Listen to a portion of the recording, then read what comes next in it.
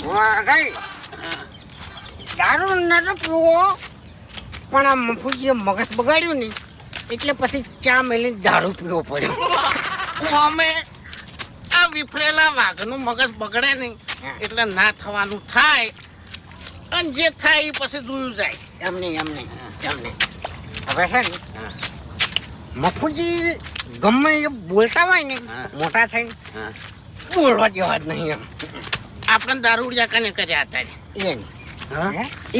આપણે તો સુધરી જ ગયા હતા ને તો પછી ઈયન તો રસ્તામાં ભેગું થવાનું હતું, આપણે બોલવાનું હતું.